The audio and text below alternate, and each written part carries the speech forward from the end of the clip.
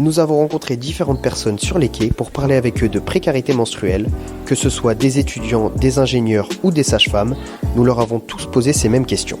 Comment définiriez-vous, avec vos termes, la précarité menstruelle ? En gros, c'est plus tout ce qui est les femmes qui ont du mal financièrement à se procurer des protections ou même des soins en termes de problèmes féminins. Pour moi, la précarité menstruelle, c'est les femmes qui n'ont pas les moyens de s'acheter des protections quand elles ont leurs règles. Et du coup, c'est un sujet de santé publique. Ma définition, moi, c'est de pas pouvoir s'acheter de protection hygiénique quand on a ses règles. Alors, selon moi, c'est le manque de moyens pour accéder en fait à tout simplement des serviettes hygiéniques, des tampons ou tout simplement tout type de protection hygiénique. Alors que c'est la base et qu'on ne contrôle pas notre corps.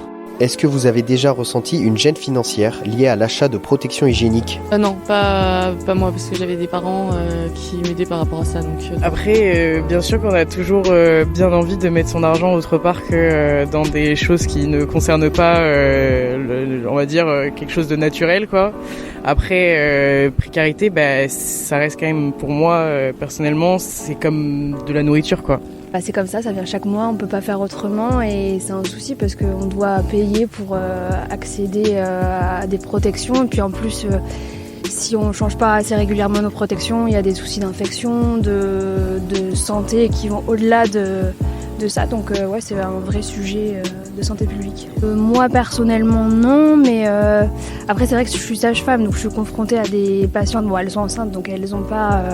Mais je vois que il y en a beaucoup qui n'ont pas qui n'ont pas les moyens même pour leur bébé d'acheter des couches, des choses comme ça. Et j'ai déjà vu des patientes qui se mettaient du sopalin dans leur culotte.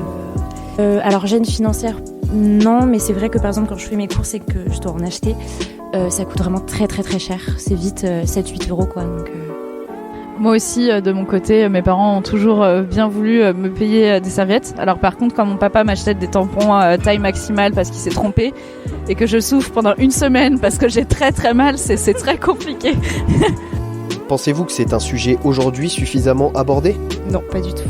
Enfin, pas du tout. En vrai, on en parle, mais je pense qu'on n'en parle pas assez. Pas encore assez, ça évolue vachement avec, on voit dans les lieux publics quand même de plus en plus de dispositions de serviettes hygiéniques, etc. et des soins gratuits un peu plus avec la sécurité sociale, mais après c'est pas encore...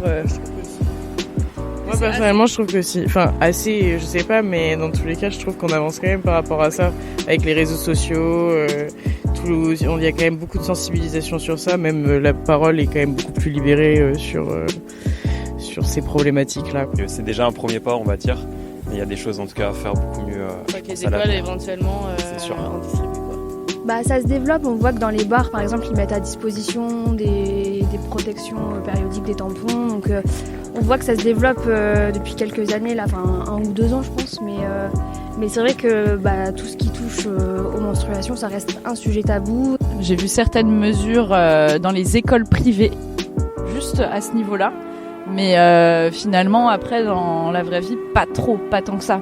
Il y a des associations pour les personnes en difficulté dans la rue notamment, où on peut leur payer des produits en faisant nos courses ou quoi que ce soit. Mais c'est vrai que je sais pas exactement le chiffre de précarité menstruelle en France, mais je pense que c'est beaucoup plus que ce qu'on pense. Moi je trouve que ça commence quand même pas mal on en discute quand même pas mal. Moi je sais que l'entreprise dans laquelle je suis en alternance, ils mettent en place des solutions pour la précarité menstruelle, genre ils mettent à disposition des tampons ou des serviettes, ce que j'avais jamais vu dans une entreprise avant. Du coup je trouve ça très cool et je trouve ça bien qu'on en parle. Après pas assez malheureusement, mais ça devient de moins en moins tabou.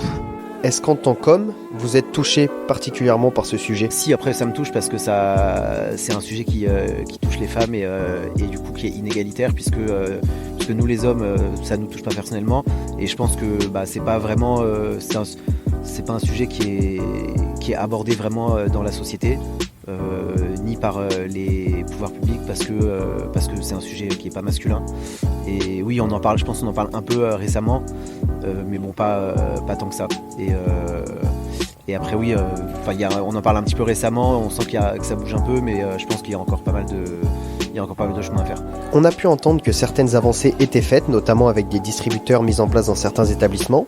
Nous sommes donc allés interroger la directrice de l'école de journalisme l'EFJ, Julie Mindel, sur sa responsabilité et sur la mise en place des distributeurs de protection. Le problème de la précarité, on en est souvent saisi lorsqu'on est directeur d'un établissement d'enseignement supérieur, puisqu'elle concerne finalement un peu tous les étudiants à tous les niveaux. Si on a des solutions à leur proposer qui sont des solutions efficaces, évidemment, on les met en œuvre. On nous a proposé un partenariat avec la société Marguerite et compagnie qui installe des distributeurs dans les établissements. Donc, on y a été évidemment tout à fait favorable, non seulement parce que on a été convaincus, aussi parce que il y a une campagne de sensibilisation qui est associée, c'est-à-dire qu'il ne s'agit pas seulement de leur permettre d'avoir ce type de produit-là. Sur les distributeurs, il y a quelques petits messages également pour leur parler du choc toxique ou de ce genre de risque-là qui peut être associé aux protections. Donc, il nous semble que c'est un message qui est évidemment vertueux dans tous les sens du terme, et donc cette action est vertueuse dans tous les sens du terme aussi.